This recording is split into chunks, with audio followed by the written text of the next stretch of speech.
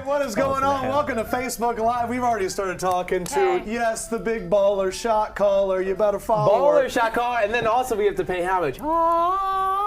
What is First girl ever on the podcast as I know. a guest? It's Really? a little crazy. First girl ever. Oh gosh. Congratulations. No pressure. First woman, first girl. First woman, okay. first girl. Right, there you go. Yeah. You know what? Hashtag Everyone's like a girl. equal. It's a beautiful thing. We're super excited. Sims, you literally just walked in. Yes. I'd like to welcome the people of Facebook. Can we get a quick shot of really stressed out producer Josh? Is that AKA, possible? And wearing my mint shirt. What do you call this? He looks like an Andes mint. You remember those Yeah, things? I remember you those said are this so before. good. They're very good. Yeah. I would eat like 15 and be like, I shouldn't And have you eaten get them any at like of a them. steakhouse or whatever, and you Yes. like take 10 and like throw it in your bag. Yes. It's a compliment Unfortunately, that I look like Andy's mints. No, yeah, we look ridiculous. you're a pain in the ass and not nearly as delicious. So, sorry. So Facebook Live, as always, put your comments, questions below. Plus, this is the podcast, Right. which is like, oh. I didn't know we were going Facebook Live. What is really awesome, Alex, gold medalist, World Cup champ, all 11, all-time U.S. women's national team, super cool. But my first question, is it more likely that Jon Snow marries Daenerys or kills Daenerys? What do you think?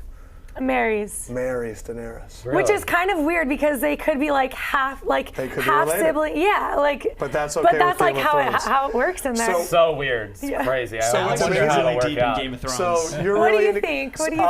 I think that he's going to end up killing her. Oh. I do. What's amazing? Like, why there- wouldn't she kill him?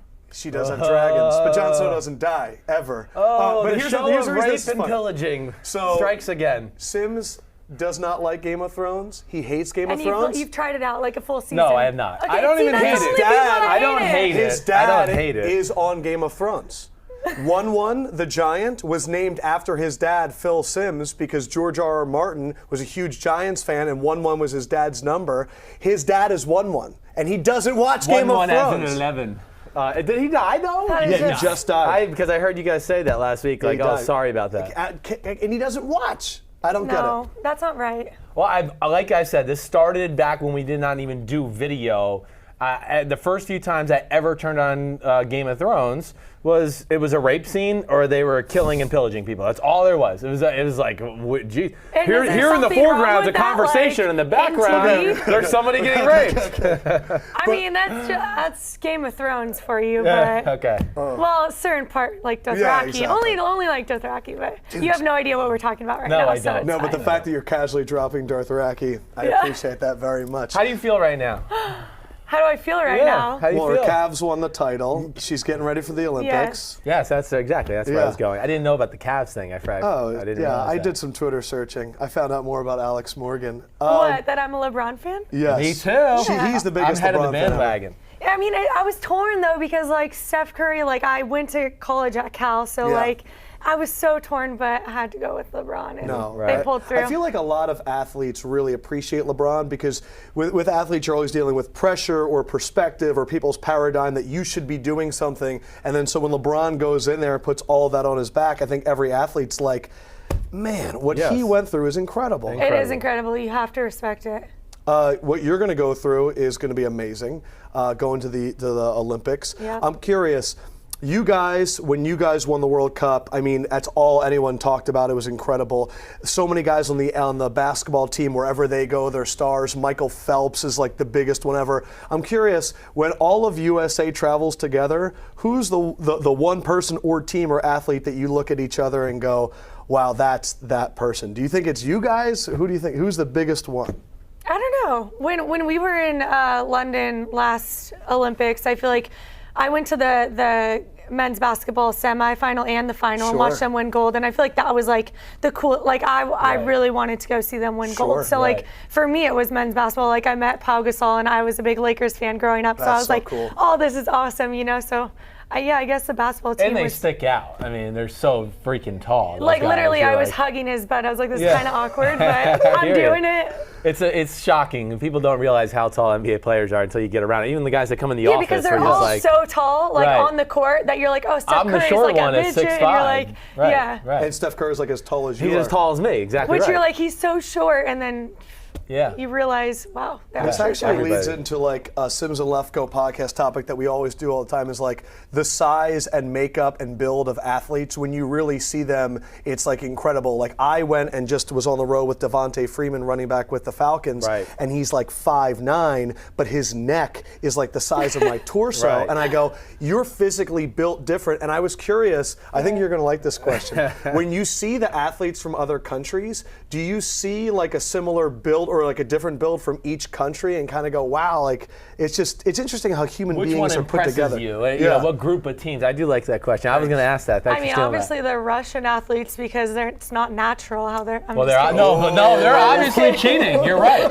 No, they are cheating flat out. Well, that's like the worst thing. When that happens, it's hard to ever have credibility again, because you look and you go, I wonder. Even if they're not, you just gotta go, I wonder. Right. No, but I think like footballers in general, like soccer players in general, you got it. Like outside of the U.S., I feel like all of the best athletes play football, like outside of the U.S. So like these guys, like in the English Premier League and everything, they're like tall guys, like huge, like guys, like who do you have? You have Gareth Bale, or a monster. And they're like. These players like wouldn't be playing soccer in the U.S. Like they would, football. they would play like other sports. But you have these guys like these center backs who are 6'6" or whatever it might be, and so it's interesting to see the difference between. Who's the most? But the heck with the guys, I want to know the girls. That's what I meant. I want to know the girls. Like what? Like did the German girls stick out? They stick German players are all pretty tall, well pretty built. straight. How would you guys say the U.S. ranks just in terms of physicality in the world? Pretty up there. Yeah. I'd say like Germany, England. What's Brazil look like in person when you see them? Are they kind of just a smaller, speed-oriented type of team? Yeah, they're smaller. Right. Yeah, they're skinnier. Yeah. Just one more thing while we're on the talk of like training. I mean, of course you're in phenomenal shape, but like, do you lift weights? Yeah. Like what kind of weights? Like you do power cleans and squats and that kind of totally. stuff? Yeah, cool. Yeah, those are kind of like the only like kind of Olympic bar weight lifts we do. Right. Yeah, for the other stuff, it's mostly like body weight, or we'll use like bands, like band work. Sure. We'll do some like dumbbell stuff or kettlebell stuff, but yeah, cleans and like squats are like the only like the heavy ultimate lifting that we do. Athletic weightlifting. Exactly. Yes. Yeah. What's amazing also is I hope people realize, and I think they do just by the support you guys got with the World Cup, women's soccer in America, the fact that there's been 5 like Olympics that have had it, and you guys have won 4 of them, just is incredible. Yeah. And I'm curious, what is it like to be a part of a history like that? And what do you think about that when you're getting ready for the Olympics? Yeah, it's incredible. I think what's different is like our mindset for Olympics. For a lot of other countries, they're like, oh, the World Cup is like the top and nothing could ever compete with it. But for us, like I grew up watching the Olympics more than the World Cup, I guess. Sure. So for me, it's like the Olympics means like just as much. Like maybe it's not like the top of like the World Cup, because obviously that's just based on soccer and that brings like a nation, the whole world together for one sport, which is pretty incredible. Right. But I grew up watching Olympics, and I feel like our mindset is the same going into a World Cup and Olympics, and I feel like that's not necessarily the same for other soccer teams. Yeah. I would also say, like, as an athlete, we always talk about daily focus, every day getting better. If you're getting ramped up for the World Cup and it's a drop off for the Olympics, I feel like that's a non-athlete mentality. I feel like athletes are like, I'm going to treat everything. Who is your biggest competition for this Olympics that we can start rooting against? I think honestly like Brazil, because for the first time they kind of started like a residency program, and the Federation has never really paid as much attention to the women's team as the men's team. So now having a residency program, some of those girls have been training together like for a year, which has like never happened before for Brazil. So I think that's going to be huge for them and help elevate their game. And obviously France is in our group, and France is like just keeps climbing the ladder, and they have just missed the top 3 teams. Missed like the first, second, and third place in the last 3 tournaments. They've gotten 4th place, like every tournament. So it's like, when are they going to break into the top 3? To me, I think the Olympics is fascinating because I think of all these incredible athletes all in one spot, and I always say he's weird because he played in the NFL. I think athletes, naturally, their brains work differently. And I'm curious, I know you're working with Always and you're working with young women. What age did you realize, every day I wake up, I'm going to put everything into this. Every day I wake up, I'm going to be, like, when did you realize that you wanted to be great? I think like I realized I was just different when I was like 14 or 15 years old, and like high school was starting, and there was so much more opportunities for like social settings and like going out and doing things. And I was like, no, I got to go to bed early because I have a game in the morning. Right. Like it's like those sacrifices that you make that like most high schoolers would never make. I hear you. Did you realize it was different that you were doing that? It was just like a way of life. It wasn't like, oh, I'm going to sacrifice for this. It was like, no, I'm not doing that because I have a game in the morning. Like, exactly. What? Like, why would I do that? It was just a way of thinking. I don't know. There wasn't another option. Like, it was like, this is how I'm doing it. It's not like I could choose A or B. It's like, this is I've chosen to be great at soccer. I have a chance to be great at that. I can wait to go out and drink on a Friday night and drink 3 beers in a few years from now when it's time. But I think that's a different way of thinking. But it's not like you don't give yourself like an option, like 2 options. It's like, this is the way I'm doing it. Sure. Please, the reason we're getting to talk to you is because of Always and what you're doing with young girls and trying to keep sports and athleticism in their lives. And I'd love to hear more about what you're working on. Yeah, I feel like playing team sports is just so huge growing up. I mean, I did like try tennis or whatever, but like for me, team sports is where I learned so much, and especially confidence. Confidence was kind of like the base of all of it, and that's what helped me continue to want to be successful and want to play pro soccer and feel like I was going to be on the national team when I was 12 years old. Like, who thinks that? Well, I did, you know. And so I feel like playing team sports just like teaches you things that you can't learn otherwise, and it helps teach you things that you're gonna apply like in like day-to-day life. Definitely. So for me, like teaming up with Always Like a Girl campaign, it was authentic for me. It felt like natural for me to speak about, and I just want to like empower girls to keep playing sports and feel confident doing so. I wish my little girl would listen. I have a 10-year-old, a little girl, and she doesn't play sports, and she could be a phenomenal athlete. All she wants to do is ride horses, and she's tall. She's one of the fastest. She's the tallest in her class. She's one of the fastest in her class, but she could care less. And it hurts me because of like what you said.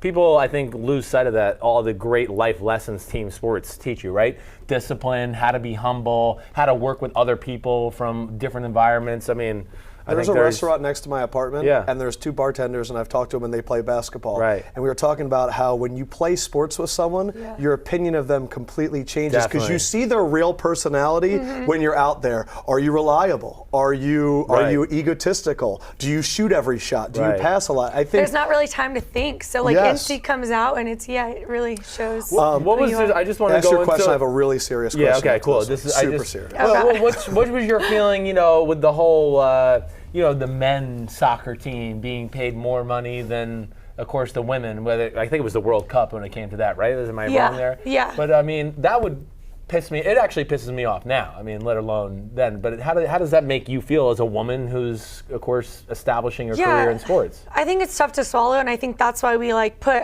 up this complaint for equal pay, just because we saw those numbers and we were like, this is not right. But at the same time, like, I don't want to put down like the men and their success, because like they fought hard for the compensation they get, and so kudos to them. And now it's our turn to fight as well. And I feel like we should fight together to like continue pushing on the growth of soccer and the payment. I mean, I'm just looking for us to continue taking responsibility and telling other people that they need to take responsibility too. They need to do what's right, and that's stepping up and paying us, whether that's equal or fair. I'm looking to get what's equitable for women's soccer, and I think it will help in sports in general. Like, I'm looking at women like Robin Wright. I don't know if you watch House of Cards.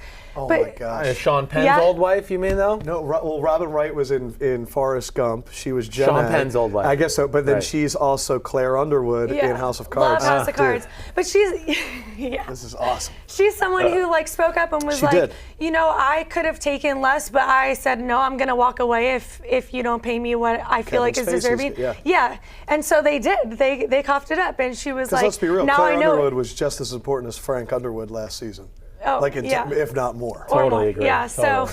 so I mean, that's just one example of like women I agree. stepping up and being like, this is what's right. Yeah. And people being like, you're right. I think what's really interesting is I talk a lot about new normals, where 20 years ago it was like, oh, like this is really, cigarettes are okay, and I was like, no, it's not. And I think unequal pay for women is something that I think people didn't think about, and it was happening, and they just never paid attention to it. And now it's becoming a topic that we're seeing brought up at award shows. We're seeing actresses bring it up. We're seeing athletes Yeah, what's talk her name? about Brought it. up the actress. She The did one a that good, won. yeah, I know. I'm trying to. The Kentucky Kentucky from from Boyhood. Kentucky, right? But I think it has to happen because it's Yeah. only right. It only makes sense. And look what you guys did for the country after you guys won. Look at your teammates and how big they deserve equal pay.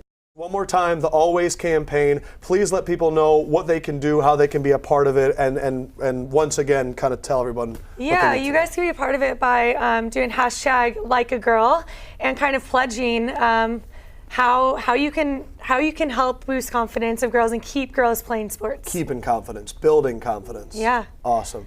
#LikeAGirl. #LikeAGirl. Like a boss. Awesome. Alex, thank Love you it. so much. Thank you guys so much for having Thank me. you guys. Have a great day with media. We're just going to have you walk off and we're going to keep talking. Hey, just Cool. it's all downhill from here on out. I mean, we're kind of the I know, coolest, and then right? everybody else is going to be like, This was So fun. what about the Zika virus? That's what you're going to get ready. Pretty much. Okay. What I is have my your answer for the ready. Zika virus? Once I step on soil in Rio, my focus is on winning the gold medal. Yeah, Great. That's right. Go whoop some butt, whoop some ass. Yeah. All right, guys. Great to see you too. Thank you Bye-bye. so much. Bye. Great to Have a meet good you, one. Alex. See you guys. Good luck with Kick everything. some butt. When you leave for there? July 27th. July 27th. Okay. Awesome. Yeah. Got it? I'm like, I don't. struggling to Yeah, do it's all right. This is fun. We'll put this on the Yes. podcast for sure. Yep. Never mind like this. See you guys. later. Be good. She was awesome. She was awesome. She was really, really cool. Right. I want to say quickly, this is episode 69 of the podcast. Episode 69, Jared Allen, baby. Jared Allen. My other one is John Runyon, Right. who is always Right. episode 69. I actually had a legendary call when I was in high school. Yeah. I would call WIP in Philadelphia, and I would only get on at like 2:30 in the morning, and I would pretend I was 21. And I called him one time, we was talking, and it was going great. And I was like, can we talk about John Runyon's arm hair? And it was like, click, and they like cut me off. It is disgusting. It is disgusting. But John Runyon, episode 69 was the best. I also want to give a shout out to your boy, Corey Redding, officially announces his retirement. See red. You play with him at Texas, Yes. a 13-year NFL career. 13 years. And he was still killing it last year, so shout out to Corey. Corey Redding is, and just a quick note on him. I mean, first of all, we both came to Texas together. He was the #1 defensive player in the country. I was the #1 offensive player in the country. Yeah, so it was great. Corey Redding, he was the #1 linebacker in all of high school football. Right. He's that like was a a D tackle. 300-pound D lineman. Now, if you saw his mom, his brothers, the rest of the family, bigness was in him. But he got into school probably about 255. I would say within the next year he was 275 playing defensive end. Man. And by the time we left school, he was 300 pounds and just pure grown man. See Red, ultimate pro, awesome career, workhorse, tough mother effer. I just realized that I didn't sweat. No, you were sweating. You were I sweating was a going to lot, call yeah. it. I was gonna- not sweating No, a lot. you had a true glisten going through your head. So you'll call me out in front of dudes. I was going to call. when I also wanted to call her out and that she had a big stain on the back of her pants, but I didn't say that. I'm glad So- you didn't. Big coffee stain or something right there. It's Yo, gonna- George, can you iris up, bro? The people at Facebook Live are asking. Damn, George. Jeez, George. Holy cow, I mean, I George! do look I'm really blending tan into the right now. background, George. Show everyone your fingers on Facebook Live. Hurry up. 3, 2, hey, awesome. Hey, there's Learn George. how to iris up. I need to talk about Buddy Ryan. Yeah. I know we tried to get my father on here, but he had some other. It's okay. Because he's got some good Buddy Ryan stories. I know he does. Yeah. Buddy Ryan, I had the amazing opportunity from my friend Tiffany, who Buddy was pretty much her grandfather. And I found out kind of before the news broke, and it's a friend telling you. She had an opportunity 3 years ago to actually let me hang out with Buddy for a full day. Cool. And I knew Buddy was sick, and he was living in Shelbyville, Kentucky, I think. And I got to ask him, I don't know, 200 questions, and he didn't get annoyed with me, which was incredible. Right. And he was such a nice guy, and he was so kind to me. And we talked about the Eagles, and we talked about Chris Carter, and we talked about the punch on Kevin Gilbride. And I said, I can't believe you did that. And he looked at me, and he was sick and Yeah, all he's that. So he getting was old, slow. right. And he said, I would have connected too if I didn't step on my stupid cord from his He headset. did. He was always fiery, always said what was on his mind. Yes. I was curious what your opinions were of Buddy, just what you had heard from your dad. Yes. And then also what the mark he left, because I think he should be in the Hall of Fame, and it stinks that it's probably going to happen post his passing. Right. But I was curious what you thought Yeah, of him. phenomenal coach. Great personality. I mean, he was almost like a more R-rated version of Rex, his son, right? A little more direct, too. Wasn't afraid to, like, say it about someone, another coach or whatever it may be. Like when Jimmy Johnson called him a fat ass, right? Yeah. He was like, oh, I resent that. I've been working out. Or, he always had a great comeback. He was amazing like that. Certainly an innovator on the defensive side of the ball. I mean, the 46 defense, that was his invention. Yes, I'm going to go into nobody that in football was doing it at the time. And now, of course, nobody runs that consistently this day and age, but every team still has what they call the bear defense. That's almost every team has that. And that comes from the 4-6. And it's the 46 defense. It's called Where the Bears. they line up on the defensive because of the Bears, right. And it means, yes, there's going to be, it's basically 5-on-5 as far as the offensive line, defensive linemen, but it was cutting edge, no doubt about it. Now, I will say this just to one of your other points. I don't know if he deserves to be in the Hall of Fame. I would say that. Okay. And respectfully, he's a legend, an NFL legend, without a doubt. Not sure he deserves to be in the Hall of Fame. I did look that up a little bit. Not a lot of coordinators.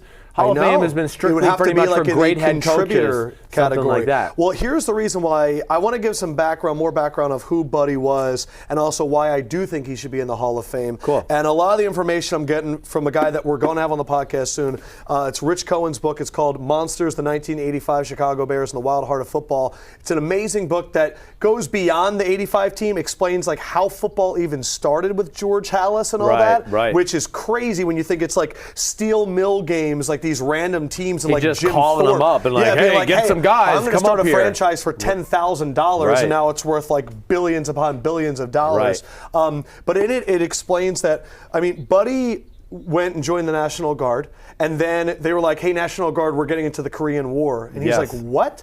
Goes and fights in the Korean War, becomes a master sergeant in the Korean War, so he's leading men, and he led football teams the same way that he led troops in the Korean War, and that's why he has this super honest take on him. A lot of similarities Think there. of the teams that he coached. He coached the D-line for the New York Jets in Super Bowl III. And that's where his identity was formed. So he heard Weeb Eubank, the coach, talking about the whole weeks leading up to this thing, we need to protect Joe Namath. Everything comes down to Joe Namath. If they bring 7, we have 7. If they bring 8, we have 8. And that's where he realized, if they bring 7, I'm bringing 8. If they protect with 8, I'm bringing 9. So that's where his philosophy of kill the quarterback started, attack the quarterback. He then goes from the Jets to the Minnesota Vikings in '74 and builds the Purple People Eaters. So he's a part of the greatest Super Bowl win ever. Then he builds the Purple People Eaters. And which, other than the Steelers, would probably be considered the best defense of the 70s. Ever. Other than the Steel Curtain. What they had there was incredible. Then '76, he goes to Chicago, and he's the only coach from that team that's kept on with the Mike Ditka teams. And the 46 was not started with the 85. It was actually started a little bit earlier. Like 83? And the reason it's called the 46 defense is because their team was not talented. And what he did was he would just go to the board and go, how am I going to get to the quarterback? And he took safety Doug Plank, who wore number 46, and he made him the middle linebacker. And what Buddy would do is whoever was at the center of the defense, that's what he would call the defense. So it became the 46 defense because of this guy, Doug Plank. And what's interesting is we always talk about how Rex's players love Rex and Rob players love Rob. And he would break people down and then build them back up. And it was an honor if he called you by your number. So if you were he would call you a lot of other names that we can't say on Facebook Live and all that. But if he called you by your number, it was the ultimate respect. You're a player now. And he said, and the players said, they all say, when did you guys fall in love with Buddy? Because that's the story when you see Ditka getting carried off and Buddy getting carried off. They loved Buddy. 1978. He comes in after they get blown out in a game. And this is all in this book, which I highly recommend. It's super, super cool. He comes in smoking a pipe. And he says to them, if there's one thing that I have a hard time with as a coach, it's turning on film and seeing players playing below their ability. And he's crying. And every single player, including Doug Plank, who was 46, said after we saw that, whatever he asked us to do, no question, we would die for this guy. To the point where before the Super Bowl, he had pretty much taken the head coaching job with the Eagles before this famed, most dominant Super Bowl ever in '85. And there was all these rumblings it's going to happen. And he goes into the locker room and he's choking up and he doesn't know what to say and he just looks at him and he says, no matter what happens after tomorrow, you guys are my heroes. And he starts breaking down and walks out. And the 85 Bears, the baddest bunch of dudes that have ever lived, all start crying. Yeah. All of them. Yeah. And it took one of them to kind of go, what are we doing? Like, and he threw like a chair, and apparently like he threw a chair and it got stuck into a whiteboard, and it was like this image where it was like, oh, and they went so hard where the Bears I think had maybe one possession. The Patriots had one possession in the Bears side of the field, and it resulted in a field goal. And it was the most dominating performance ever for this guy that went on to Philadelphia as a Philadelphia legend because he went in and said the one thing we're going to do is beat the Cowboys, and he knew what Philadelphia was all about. He didn't care. He called out Jimmy Johnson, body bag game. I just think I've always said guys that belong in the Hall of Fame are guys that it's hard to tell the story of the NFL without him. And when I think of the Super Bowl III Jets, the Purple People Eaters, the '85 defense, Rob and Rex, what he did in Philadelphia, I think that Buddy Ryan needs to be in the Hall of Fame, whether it's as a contributor or whatever. I know he didn't win that much as a head coach, but I think you can't tell the story of the NFL without Buddy Ryan. Certainly, he's certainly in the conversation. I totally respect that. I already gave my view on it regardless. I always was jealous and enamored with the relationships defensive guys had with their defensive coordinators if they were successful. Like I got to see it in Tampa with Warren Sapp and John Lynch and Derek Brooks. I mean, they would have run through a wall for Monty Kiffin or Rod Marinelli, who's the defensive coordinator of the Cowboys, which I saw some Cowboy players at an event for Jason Garrett a few weeks ago. What did they say? Oh, we love Rod Marinelli. He's the best. Oh, you know Rod? You were with Rod Marinelli? Oh, man. Very similar, former military guy. Exactly right. I mean, I think that's one thing that's very similar throughout the NFL. A lot of, we've talked about it, Bill Belichick having Navy ties, Tom Coughlin having Army ties. So there's a lot of carryover there as far as drill sergeant, knowing how to relate to people, having to build a team and make it all work together. Story in here. He is the man as far as tough defenses. One thing, this is a quote from Jeff Fisher when he was a linebacker. I'm going to have to doctor it up a little bit. But he said, when you were watching film, Buddy Ryan had his own grading system, and it wouldn't work today. And it said, if he said nothing about you, it meant you did your job, which is the best compliment you can get watching film. There were three ways to describe you. You were either horse S, you're a dumbass, or you're an a-hole. Horse S means you missed a tackle. Dumb means you made a mental error and let up a big play. And if you were the last one, it means you were probably being cut. What was the last one? Next week. An A. A, okay. But I think he was a good man that I think had an interesting relationship with the media. I think that a lot of other coaches weren't the biggest fans of him. He had some outbursts, and I think that's it. It's really been interesting to see the dichotomy of how people remember him, but I think he was one of the best. He certainly was, and he did leave a lasting imprint on the league, there's no doubt. And it's funny, Jeff Fisher, I would say, because we talked a little bit of this yesterday when we were doing a little Facebook Live, and then they asked, Nelson asked me what coaches remind me of Rex or Buddy Ryan now, and of course I said Rex. I said Pete Carroll has some similarities because he's Leslie all Frazier energy. was on that defense, and Jeff Fisher. But Jeff Fisher is certainly probably the guy I should have said yesterday that's the closest to him. I mean, Jeff it's all about energy. It's all about, hey, defense, we're renegades. There's the line, tote that line, man. There's the edge. Pretty cool. So another thing that was cool is I got back from Atlanta yesterday. I went apartment hunting with Devontae Freeman. Dude, what a cool kid. Atlanta Falcons running back. He's 24 years old. Did you have more fun with Josh or Freeman? Different guys. Josh Norman is 28. Josh Norman knows where he is in the league. He understands the business of the league, and he is super focused, very professional. Devontae, I still feel like I'm so much older than him. Like I'm 30 years old, and Devontae Freeman feels like my son. Oh, no. The world is being thrown at Devontae Freeman like he's never seen. He's getting an apartment downtown so that he can have a place after the games where maybe if he wants to have, like, the Migos over, or maybe Yeah. Future, like he would like to party. Yeah, And you I got the guys completely down there, understand then he'll be able to walk to all the bars and things. I Doesn't have like to that he's drive. still surrounded by his day ones that he's known from Miami, so Right. his circle's tight. Right. Super focused on the game.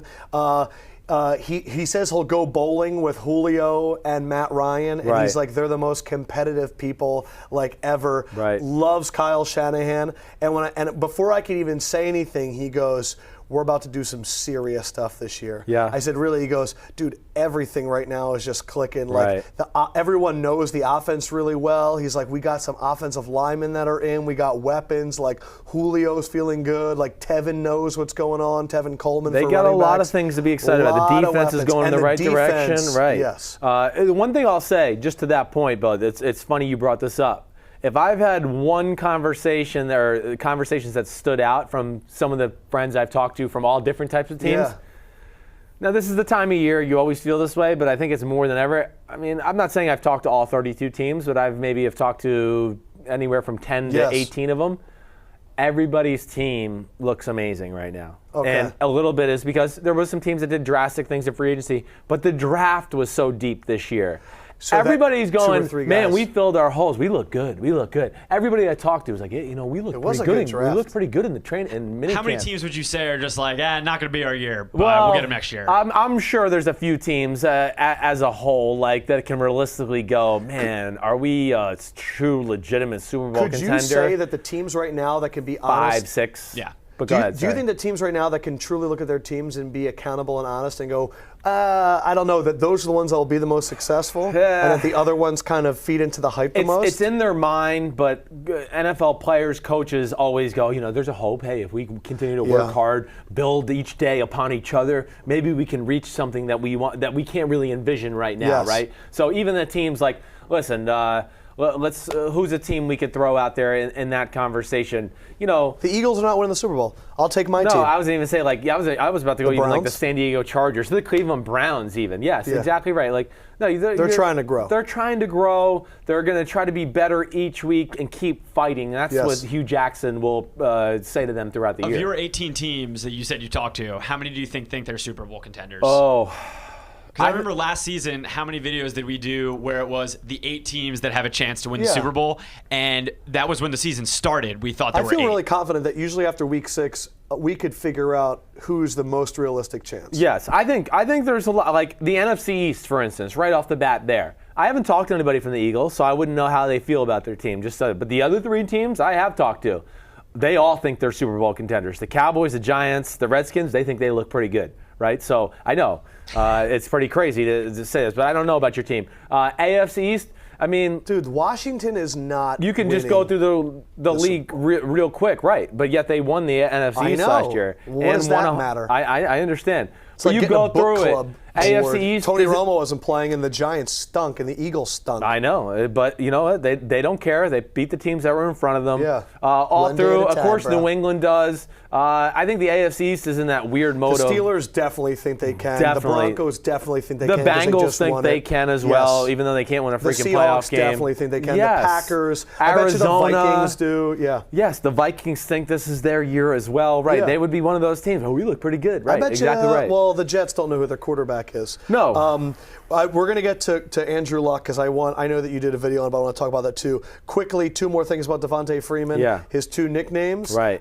Some girl in high school called him V8 Splash, and that stayed around. And the other one is Tay-Head, and it's short for Tate Head, which is short for Tater Tot Head, because dude has a tater tot head. Like his head is just enormous. Is it really? Yeah, he's got a big, like we always talk about like the build of athletes. Right. His neck and his head, I'm not worried about him having They're neck injuries. sledgehammers, right. Because he's going up. Right. It's just, I It's a looked at it and cinder I just block. wanted to be like, dude, Right. human beings And then are- how dense is he too, right? I mean, that's what I'll people. show you a picture. I was at an event. he made me look lean. Right. They What just about people him that- versus Melvin Gordon? Melvin Gordon is just Melvin's an athlete that I've bigger never and- seen. Right. Yeah, he's Yeah.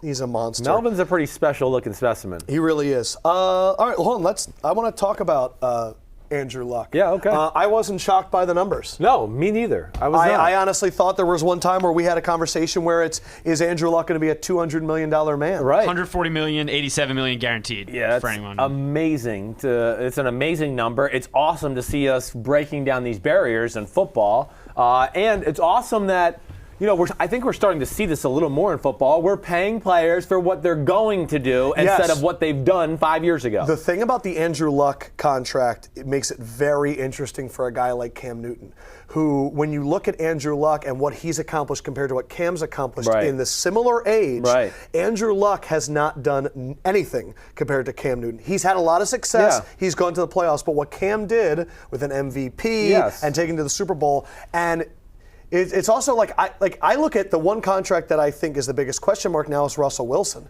because what he did accomplish compared to Andrew Luck last year did not have a good year. Yeah. And if you're getting played for potential, but if you have potential plus accomplishment, Cam Newton could be getting some insanity. You certainly could, but you can't underestimate. You're bringing up a lot of good points there. I mean, Andrew Luck, first of all, 3 years of going 11-5, got to the wild card round. Next year, got to the divisional round. Yes. Year after that, gets to the championship game, loses to the New England. Even last year, it was bad for Andrew Luck. It was 15-12, right? And he was just getting hot, and then he kind of got hurt. So I think you got to look at it as a whole. He certainly has to adjust the way he plays football a little bit. I mean, you've heard all those comments. He can't take that pounding. And, as a whole, Russell Wilson and Cam Newton have had better teams than Andrew Luck. Very true. He's never had an offensive line. He's never had a run game. And his defense has been middle of the road. Out of those three, I would go, of quarterbacks that I'd want, I would go Cam, Luck, Wilson.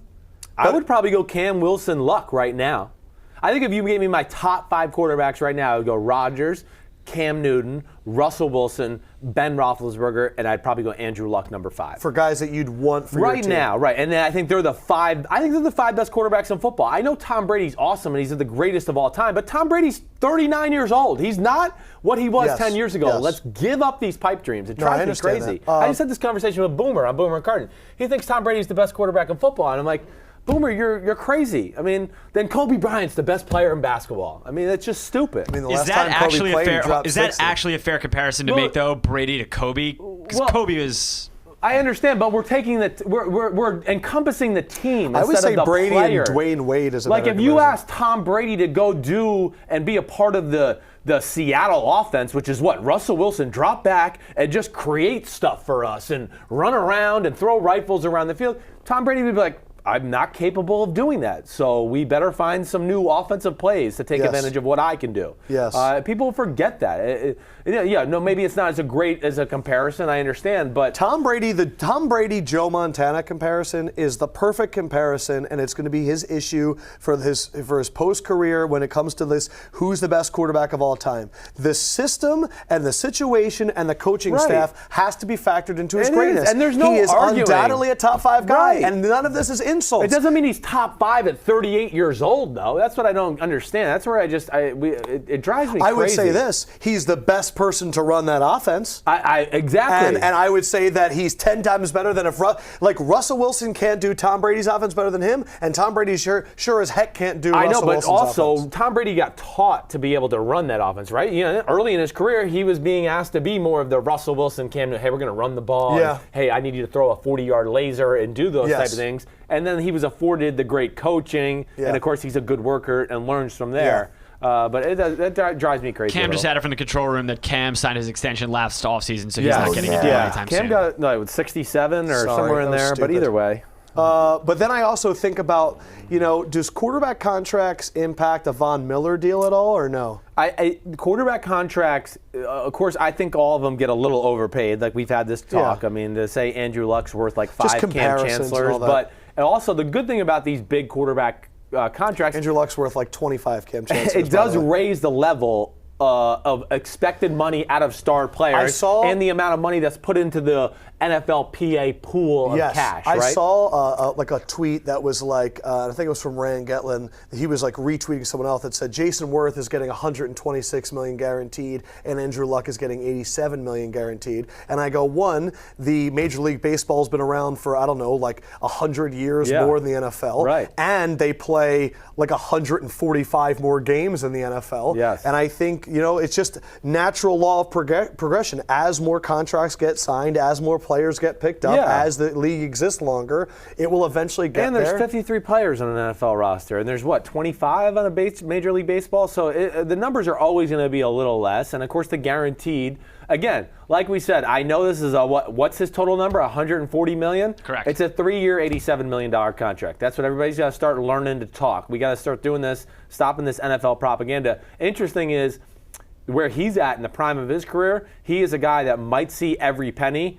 I doubt it because if you look at it, Drew Brees saw every penny. He did. He's going to be another one. Which it's is a incredible. very short list. Tony right. Romo was a kind of guy too. That's the thing with these deals. Tony Romo, Drew Brees, and Joe Flacco are guys that, man, did they luck out because the contracts were so big that the team kept restructuring. And they keep in a giving them restructuring, signing they bonuses. take these deals where the $140 million, they go, we're just going to give it to you as a signing bonus Right. for this year and give it to you all guaranteed. Right. I mean, Joe Flacco has gotten so many $20 million checks where it's like, just take this for our salary cap. Ben Roethlisberger's done it. Brett Favre was doing it there at the end. Hey, Yeah. can you restructure so we can sign this free agent? I mean, Here's restructure might be $20 the million greatest right now. sound that an agent could ever hear. For a quarterback, it is phenomenal. You're right. What else are you hearing right now from people around the league that you find interesting? Let me think about that. I haven't had a chance to talk to you at all. I know. I feel like I don't even know you any longer. Nothing that I think is anything groundbreaking altogether. I don't know if I have any true news out there. Right lately it's just conversations of, hey, how you doing? They're getting ready for training camp. Like I said, they have a feel for their team to a degree. Yeah. But I got we have a question from the control good room. gossip. Okay. From Cam in the control room. He wants to know, is Luck going down the same path as Manning in Indy? All the money in the quarterback, needs to win with minimal talent on defense, and comes up short over and over despite amazing talent.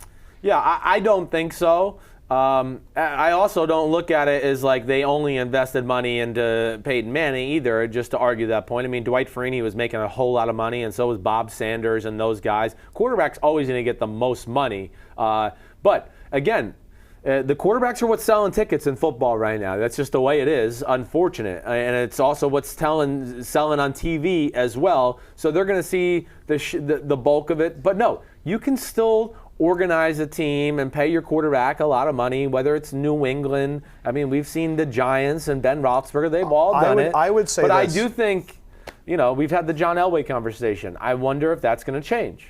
I think John Elway's drawn a line in the sand. He's like, I'm not paying my quarterback 25% of the salary cap. He's saying, I just won the Super Bowl with the worst quarterback in football, and I really think he might start this new trend. I really do. Wow. I do. I think it's going to be interesting to see. Why do it? I mean, look at Seattle Seahawks were amazing when Russell Wilson was making not a whole lot, and the rest of the team spread the wealth, the depth. New England's been great because Tom Brady's had a lot of years where he only made $8 million or $10 million on the cap. Did things like that. They restructured whatever it was, and it allows them again to spend 13. There's 2 points that come up with me when I hear you say that. Yeah. One, I think it's part of the reason why the Eagles moved up to take Carson Wentz, because when you get a first-round quarterback on that 5-year rookie wage scale, Right. you can really build around a team and hopefully lock up enough guys that by the time Right. he's reached his 4 or 5 year potential, Right. you've locked up everybody else. I was told that was their plan all around. That's actually gossip I had about the Eagles a little bit. Is just that you can pay Wentz Fletcher is going to Cox. sit out. They have every intention of making him sit the And year I'm out. fine with that. Right, and that was part of their plan in signing Bradford and Chase Daniel, so they didn't even have to put him in the situation or flirt with it at all. I think the one thing I was told is they're still disappointed that they had to pay Sam Bradford as much money as they did. Yeah, whatever. They're a It's little not a lot of money. disgruntled, but they'll be all right. So I think that's one thing I think that's why we're seeing a lot more guys investing in these young quarterbacks is it allows you to pay everyone else. And then the other thing that I was thinking about is when you think about the best teams in the NFL, it's not just that they have the best quarterback, it's also they have great talent evaluators that put guys around there. Yeah. When you think of how the Pittsburgh Steelers draft, when you think of how Bill Belichick drafts in rounds 2 through 5, Right. when you think about how John Schneider drafts with the Seattle Seahawks, when you think about the other guys they can get, the biggest issue for the Colts has been Ryan Grigson's inability to find defensive players. The great teams don't chase the number, the tens, like they're not always chasing the best looking, freakiest athlete. Yes. They try to find the perceived 6, 7, and 8s. Yes. And then they go, hey, we got him, we're going to coach it up, and now they're challenged Ryan 10s.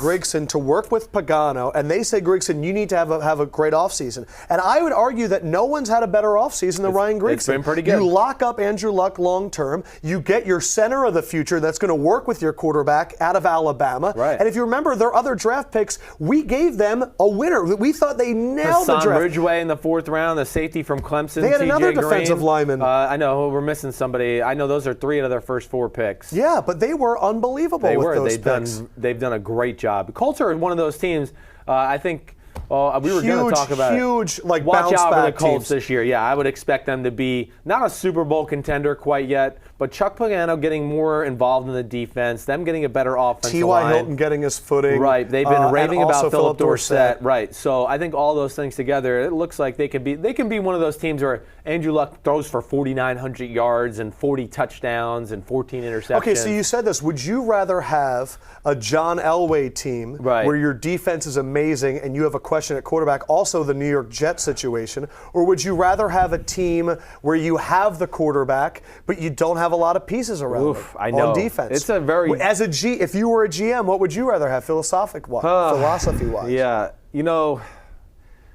the Denver defense is really special. Like, I would rather have the Raiders situation where it's like all coming together at the same time. I think, honestly, I would still rather have Andrew Luck in that. I really do. I think, Denver was special. There's no doubt about that. So maybe they're a little bit of an outlier. But regardless, I mean, how many games did we watch down the stretch with Denver? I mean, it was like this. It was a coin flip. Oh, they're going to win or they're going to lose? They're going to win or they're going to lose? I mean, it was hanging on by a thread. Now you get a team that's maybe a little quarterback-centric. Certainly you might not be good all around, but it's a passing league. Yes. The rules favor True. it, and the end of the game situations also favor the quarterback and the passing team. Do you think GMs around the league are rooting for John Elway right now and that are super paying close attention to what he does? I do think there are some teams certainly paying close attention to this. Yes, I do. It's why I've kind of brought it up, because I've heard other football people talk about it when I've been on conversations on the phone. They're whatever. Just paying attention to it. Yeah, they're just like, what is Elway doing? And maybe he is trying to start a new trend here. Like, I think the perfect situation in terms of quarterback and overall team is Arizona, because you have Carson where he's past the point where he's going to be getting the huge money. Right. But they've drafted so well and the roster's so deep where you get that nice mix. Yes. Carson is in a great situation, and Carson's also financially in a situation where he's made a boatload of money throughout his career. So him making $15 million or $18 million, it's not really affecting his life or the outcome of his family's life either. So next week is going to be episode 70. Oh, I got lots of good 70s. Do you? Yeah. Don't say any now. Episode 69. It was a good time. It was a great time. Josh, give a little wave to everybody. Goodbye, everybody. We'll see you next week. Actually, I won't see you next week. I'll see you in 2 weeks. Where are you going? He's going to be in Oregon. Oh, he's going to hold the mic. Yes, Going to hold the absolutely. mic. Control room. You fantastic people, thank you for going with all our craziness today. Whoa, Whoa. A lot of synchronized dancing. That was really good stuff. That's Canvasser on the lights. Canvasser's in the back over there, yeah. He's the man behind the curtain. Facebook Live, thank you so much. Actually, a little bit later today, around 2:30, I'm going to be back here with Howard Beck, and we're going to be breaking down NBA free agency, because that starts, and it's going to be crazy. Durant. Woo, where's he going to go?